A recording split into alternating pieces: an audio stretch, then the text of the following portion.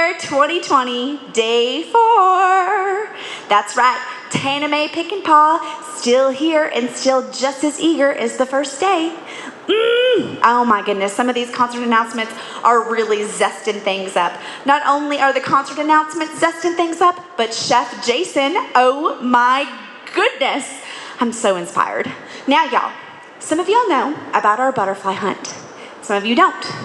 So I'm gonna give you a chance to catch on because we have got plenty more things to be found and redeemed. Our sponsors have some great prizes. So check out how you can get involved in this year's butterfly hunt.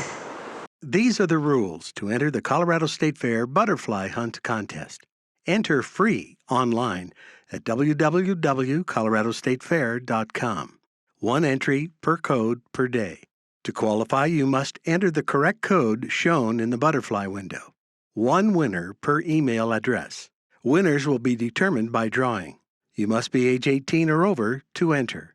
There will be multiple contests per day. All entries are also entered to win in the grand prize drawings. There are lots of chances to enter and win. Look for the butterflies and the contest code during the State Fair show, on our Facebook page, in the on-demand section of our website, and during live streaming events. Visit www.coloradostatefair.com for complete prize lists and other contest details. Listen for the sound and look for the butterfly to find the entry code. Good luck.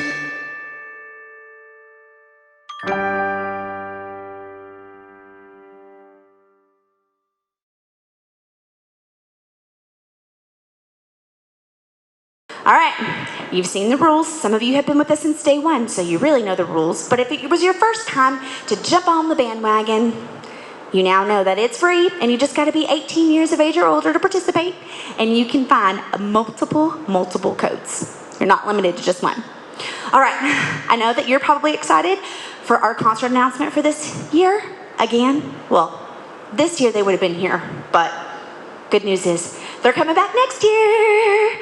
But without further ado, I want to introduce my friend, yet again, Chef Jason. Hey, fairgoers. You ever wake up in the morning and you look at the counter and you think, one bourbon, one scotch, one beer. That's it. Well, I'll tell you what, I had one bourbon, but I decided to tell my normal chicken wings to move it on over because we wanted to do some bourbon brine wings today that were truly going to be bad to the bone. That's right. So we've got a fun recipe for you today. Let's get in here and show you the ingredients, get that brine made, get these guys going. We'll get out on the grill and we'll show everybody why these are bad to the bone. Ingredients, very simple today. We've got 2 pounds of chicken wings and then our brine solution. That's even easier, right? We've got apple cider, kosher salt, dark brown sugar, and where's the bourbon? Hey guys, where's the bourbon? All right, so we went ahead and added a half a cup of kosher salt. We added 1 cup of dark brown sugar. Then we'll add the last of our 4 cups of apple cider. We poured in our bourbon and we are set to go. Now, what we're gonna do is mix this because we want this to dissolve, right? And once we know, and listen, we don't hear any sugar or any salt on the bottom, so we know that that is all set and ready to go. Now, we're gonna go ahead and add our chicken wings, and I went with a good mix of drums and flats to keep everybody happy. Now, 4 to 6 hours on the brine, right? 4 hours is gonna give you moderately seasoned, and 6 hours is gonna give you heavily seasoned. So, we'll go ahead and leave these guys in the fridge, 4 to 6 hours, and we will see you out at the grill when it's time to barbecue chicken wings. All right, we've got the wings in the brine. We're gonna go ahead, shake them off just a little bit. The grill is preheated. We're gonna go ahead and set these guys on. I brought it up to 450 degrees. That's gonna be perfect. Now we're gonna cook these about 5 to 6 minutes aside, right? Our goal is to make sure that the chicken wings are done when we bring them in the house. But look at that beautiful color we got out of that brine. And these guys smell absolutely fantastic. Hey, what do I mean by doneness? We're talking 165 degrees on these guys, so make sure you grab one of your digital thermometers, take their temperature, and 165 degrees will be that safe cooking temperature that we can pull these guys off, get them all seasoned and ready to go. Now, the brine, throw it away. This is a one-time, one-and-done use. So we'll shut the lid, we'll get those wings finished up, be ready to go. So after about 5 minutes on that first side, we went ahead and flipped them. We got a couple guys that need a little bit more time, but we flipped them after 5 minutes. We're gonna let them go now. And again, that doneness temperature today, 165. When these guys are all finished, we're gonna put them on the cookie sheet. Then we'll see you in the house where it's time to toss the wings, display them on the plate, and get ready to devour these things. Our barbecue sauce, super easy, right? We're gonna add a half cup of our favorite hot sauce. We did a half cup of a Carolina mustard, giving it that oniony, mustardy flavor. Then we picked our favorite red barbecue sauce, half cup of that as well. Now, the cool part, this is not going to mask the flavor of those bourbon chicken wings. This is gonna enhance it. So super easy barbecue sauce as well. We've got this done. I'm grilling these things outside and I'm definitely smelling my backyard. Smells like these bourbon brine grilled wings. I'm like, I want to do the new Hawaiian boogie. That's how awesome they were. Now, you're going to eat these and we're going to sample these and then you're going to think to yourself, who do you love? That's right, chicken wings. That's who we love. Oh.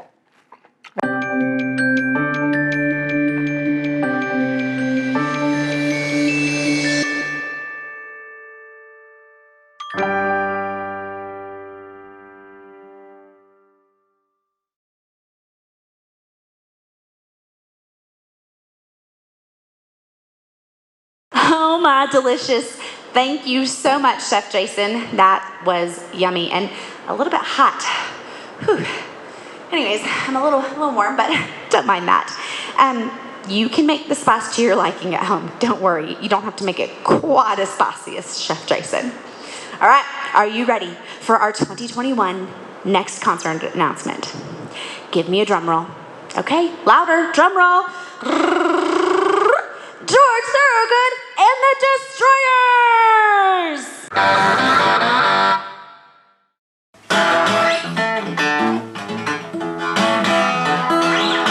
Oh, hi. This is George Thorogood. Unfortunately, we couldn't make it to the Colorado State Fair this year. We didn't get the chance due to COVID-19. However, we will be coming back next year, 2021, September the 2nd on a Thursday night to rock the Colorado State Fair. We hope to see you there. Rock on.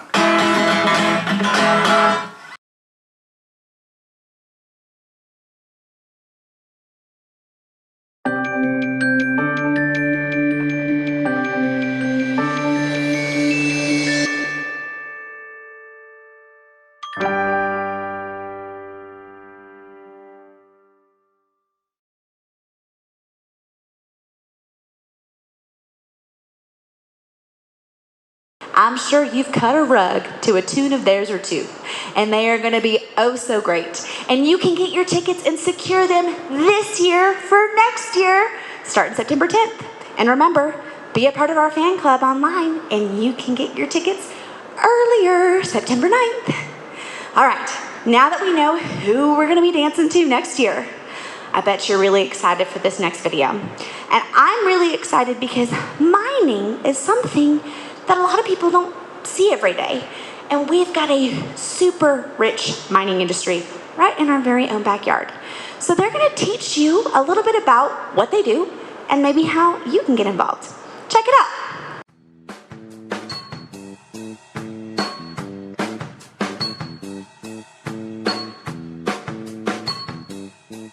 Hi, I'm Anna. Who are you and where do you work? My name is Eddie Nietzsche. I'm a project engineer with Murray Energy out of St. Clairsville, Ohio. Hi, my name is Chelsea Gilbert. I'm an autonomous mining application specialist with Caterpillar, and I work at a mine site in Canada. Hi, I'm Anish Kona. I'm a junior mine engineer at Luxon Corporation. I have a master's degree from South Dakota School of Mines and Technology.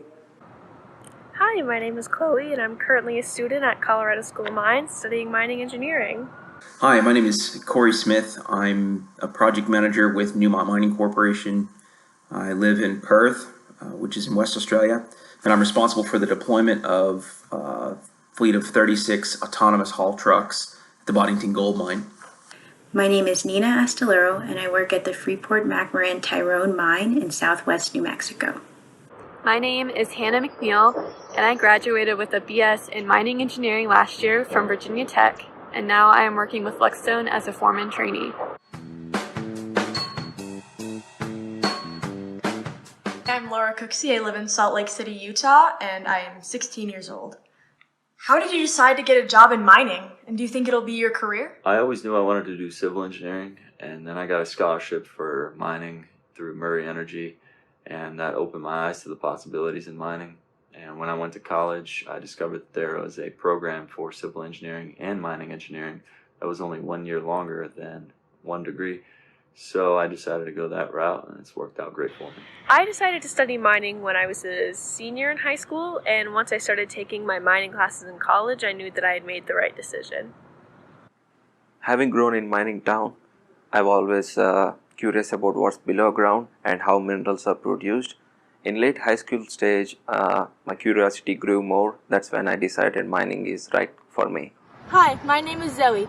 How important is safety in your job, and how do you stay safe? Safety is the most important thing about working in mining. We take extensive safety courses every year just to be allowed to work at a mine, and we wear personal protective equipment like hard hats, safety glasses, hearing protection gloves, steel-toed boots, and some other stuff depending on where you are and what you're doing. So it's something that we take very seriously.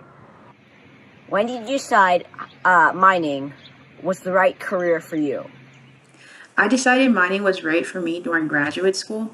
I was looking for a new company to work for to accommodate my graduate school schedule, and Freeport stood out to me for their enthusiasm with respect to finishing my education.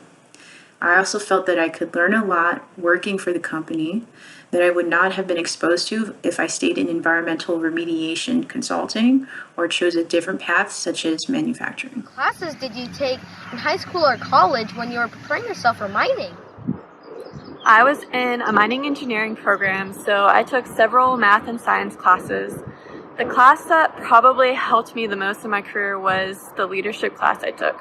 Luckstone really values the importance of leadership both in the mining industry and the way we work together. In high school, I took stuff like physics, chemistry, calculus, and now in college I take stuff like surface and underground mine design, rock mechanics, thermodynamics, even stuff like explosives engineering. And what's the most rewarding thing you do in mining? To me, the most rewarding thing about mining is knowing that we provide the crucial materials to build things like hospitals, roads, and homes. I get a lot of satisfaction when things worked out as planned. Mining is a challenging industry. You have to deal with unseen geological conditions and give the solutions for the problem as it appears. Mining is unknown and it only unfolds as we are digging deeper into the ground. So finding solutions for problems is most rewarding for me. There's a lot of satisfying jobs in being a primary producer, right? So a fisherman goes out every day, catches fish, comes home, puts them in the food supply chain, and they've got a lot of satisfaction that they're a fisherman.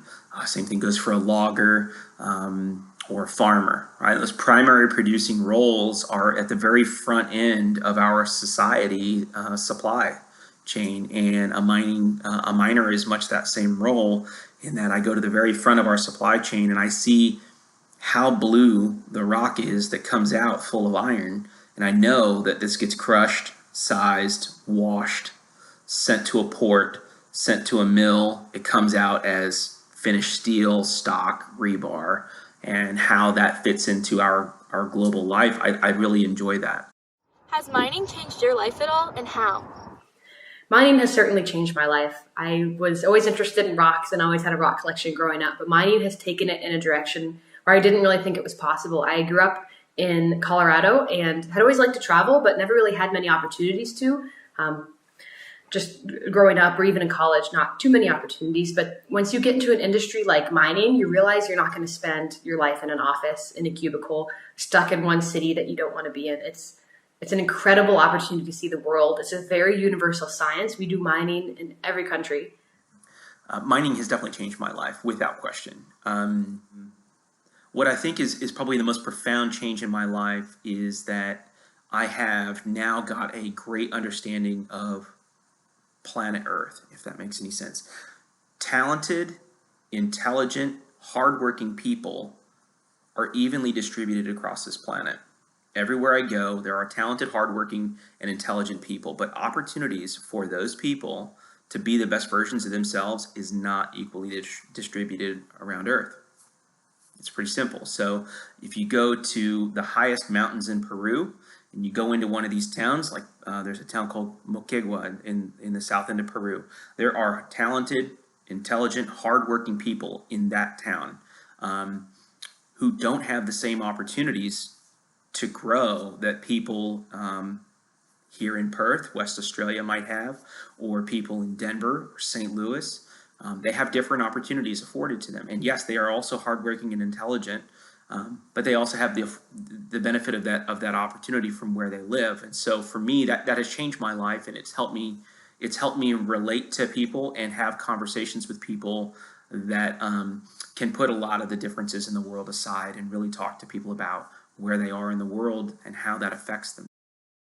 Why do you think kids today should consider a career in mining? Kids today should consider mining because there are so many opportunities in the industry. You can do everything from equipment operation, various engineering disciplines, community development, health and safety, and so many more options. The mining industry is necessary for the present and the future, so there will always be opportunity for those looking to work hard. Kids should consider a career in mining because honestly, we need them. A lot of people working in mining right now are set to retire soon, and we don't have enough people to replace them yet. So a lot of jobs will be open, and some mines might not be able to operate as they do currently without engineers. Plus, you can have the opportunity to blow stuff up, and that's pretty cool. Coolest thing you've ever seen or done in mining? The coolest thing I've seen in mining is what I see every day at work when I work with these autonomous trucks. If you imagine one of these trucks driving by you, you're sitting in a pickup truck, right? So we come up to, maybe half the wheel. You see one of these trucks full of rock drive by at 40 miles an hour with nobody in the cab. It's amazing to see how it makes its own decisions. It knows how to drive. It knows how to operate safely. And that's all with extreme computation you'd find from all those smart engineers who have programmed it to do that way, but also from our application specialist team. We make sure they're operating safely and make sure that the customer who's using them gets their full potential. So it's really incredible to watch one of these drive around. So once the shovel fills it up, it goes to a dump, it drives there, it'll lift up its box here, dump out whatever it's carrying, lower it again, and then drive back. And it does that all by itself. So it's a really incredible thing to watch. It's a lot of fun. And it's amazing to think of how many brains went into making it happen, and to see it happen all day, every day with the same consistency is a really cool thing to see up close and personal. In what ways do you think mining is more sustainable than it used to be? Mining is a lot more sustainable than it used to be because of reclamation, which is essentially cleaning up an environmental area and returning it to the state you found it in, or a better state once a mining operation is complete. Reclamation is a relatively new concept to be enforced in the United States, but it shows that we are starting to care about the damage that mining has caused in the past, and we're actively trying to do something about it now. Why is mining a good career choice if you are concerned about the environment or sustainability? If you care about the environment, mining is actually a great industry for you to get into because you can put a focus on making mining more sustainable. For example, cobalt right now is in very high demand due to electric vehicles, but if not mined properly, it can be very harmful to the workers and the water source. So we're seeing billionaires like Jeff Bezos and Bill Gates put millions of dollars into developing more ethical cobalt mines. And that's just one example, but there is definitely a need for people to get into this industry to help support a more sustainable mining environment. Mining allows you to get up close and personal with how your stuff is made. By working in mining, you can help find solutions that allow for sustainability and environmental protection while helping operations supply the world with the minerals it needs. What better way to know that you're doing your best to protect the environment than by working in industry and overseeing how the mining is done? Since we're all curious, have you ever found any diamonds? Have you found any diamonds? Ever found any diamonds? I have not found a diamond personally. I don't work at a diamond mine, so unfortunately I don't see them every day. So no, I've never found any diamonds. I generally work in the copper mines, so I've seen quite a few copper-bearing minerals, but no diamonds as of yet. No, sadly. I've never found any diamonds, but I do know where to look for them. So.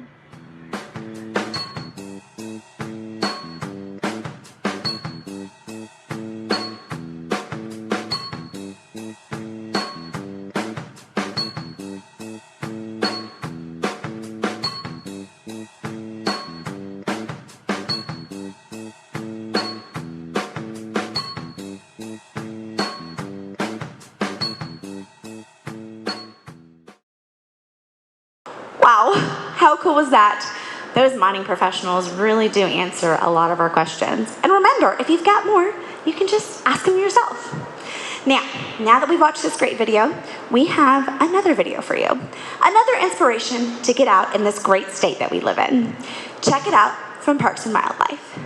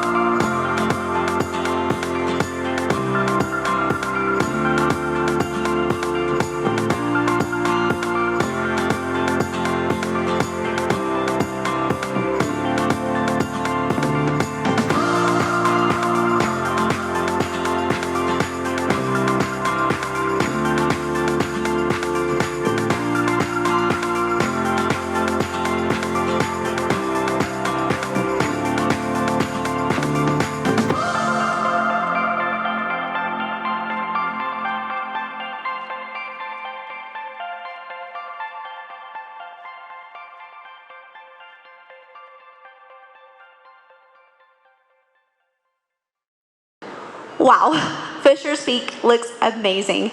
Thank you so much, Colorado Lottery, for keeping that so stunning.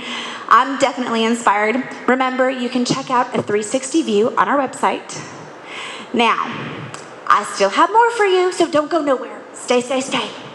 I know that a lot of you have seen lots of concert in the Southwest Motors Event Center, but that's not all we use it for. Check out our 4-H dog show that we did just a few days ago.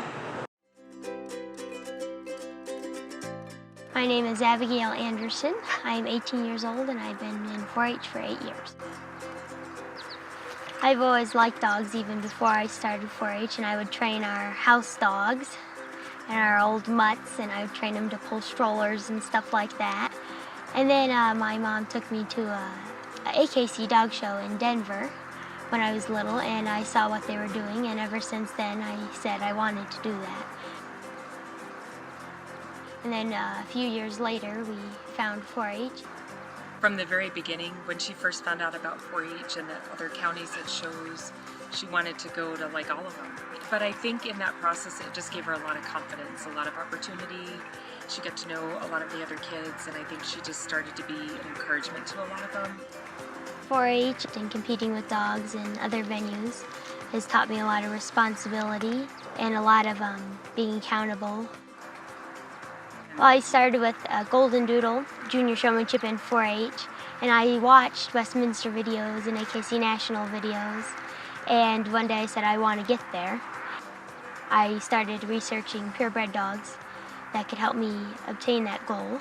At one AKC Fun Match, I met a very wonderful couple, and they set me up with an amazing English setter that helped me reach that goal.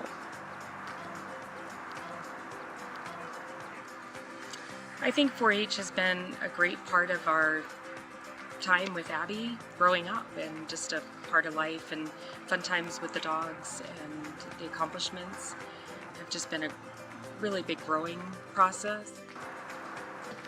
So getting to the Westminster, it taught me tons of perseverance. It taught me to keep going even though it was very hard, and at the end it was a very, very rewarding experience. And so dogs, when you have a great relationship with them, you can do stuff you never thought possible. I just love it, and dogs are my whole life. Wow, I want to get a dog. You think my Hubbalicious will notice? I mean, I feel like I could come up with a really good story. Okay, sorry, I'm getting on a tangent here. You're like, we want to know more. Okay, I've got more for you guys. Oh wait, I don't have more for you today. Guess you'll just have to come back tomorrow, y'all. Yep, that's right. I'm very excited. We have got some more announcements for all of you tomorrow, but it's time for Tana Mae Pickenpaw to get home to her Hubbalicious. Bye, everybody.